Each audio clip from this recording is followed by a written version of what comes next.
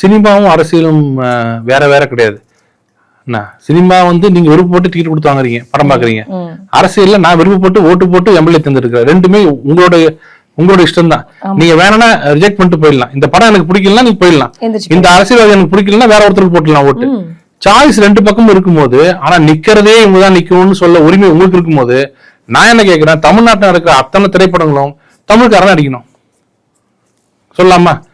நீங்க என்ன கேட்பீங்க, சார் இஷ்டமா தான் பாருங்க இல்ல போங்கன்னு சொல்லுங்க. அடுத்த கேள்வி படிச்ச அடுத்த கேள்வி என்ன கேட்பான், இது என்ன சார் நீங்க தொழில போய் தலையிடுறீங்க, இஷ்டமா தான் பாருங்க இல்ல போங்கன்றீங்களே. அதேதான் நான் சொல்றேன், நிக்கிறோம் யாரோ நிக்கட்டும், தமிழ் உணர்வு இருக்கும் தமிழனுக்கு போட்டோம், யார் நல்லவரோ அவங்களுக்கு போட்டோம். தமிழ் மண்ணின் அடிக்கடி ஒரு வார்த்தை ரொம்ப அழகா சொல்லுவாரு, இந்த வீட்டில் நீங்க வந்து எப்போது வேண்டுமானாலும் வந்து திருடலாம், திருடிக்கலாம், இந்த வீடு திறந்தே இருக்கும், ஒரே ஒரு கண்டிஷன், நீங்கள் தமிழனாக இருக்க வேண்டும் அப்படின்னு போட முடியுமா?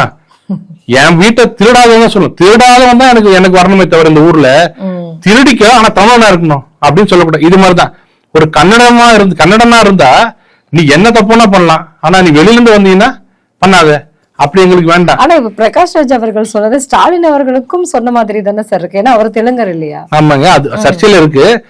நீ KN எப்படி வச்சுக்கலாம், அடுத்த கேள்வி கேட்பாரு, KN சாத்தூர் ராமச்சந்திரன் எப்படி வச்சுக்கலாம்? அவர் முதல்வர் மட்டும் சொல்லலாம், அமைச்சர்களையும் சேர்த்து அமைச்சர்லாம் அப்புறம் ஆட்டோமேட்டிக்கா எம்எல்ஏ. அமைச்சர்களாக நீங்க தமிழ் தான் வரணும்னா எம்எல்ஏ ஒரு பிற மொழியில் நிக்க மாட்டாங்க. கரெக்டா? ஸ்டாலின் அவர்கள் அமைச்சர்கள் சொல்லுறாரு, ஸ்டாலின் நாளை நான் அமைக்க போற அமைச்சரவையில நாளைக்கு ஒருவேளை அமைஞ்சால் அது முழுக்க தமிழர்கள் தான் இருக்க முடியும், மத்த ஜாதி மத்த மதத்தை இதுல மாநிலத்தை சேர்ந்த மொழியை சேர்ந்தவங்க அவங்க இருக்க மாட்டாங்கன்னு சொன்னா ஒருத்தர் நிக்க மாட்டாங்கல்ல. நிச்சயமா 10 கோடி செலவு பண்ணி நான் இதுக்கு எம்எல்ஏ நிக்கணும்னுவாங்கல்ல.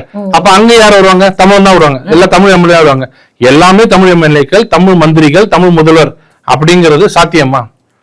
அடுத்து எங்க போவாரு, பிற மொழி பேசுறவங்களுக்கு இடம் இல்லைன்னு, உருது பேசுற முஸ்லீமுக்கு இடம் இல்லைன்னு, கரெக்டா? இங்கிலீஷ் பேசுறவங்களுக்கு என்ன வேலைன்னு, இப்படிதான் அடுத்தடுத்து போவோம். ஆனா அவர்கள் எல்லாம் வந்து நாங்க மதவாதிகள், அவரெல்லாம் வந்து மதசார்பற்றவர்கள், இவரெல்லாம் தமிழ்நாடு கொண்டாடுறது பாத்தீங்களா? நம்மளோட தலைவருக்கு வேற என்ன பண்றது?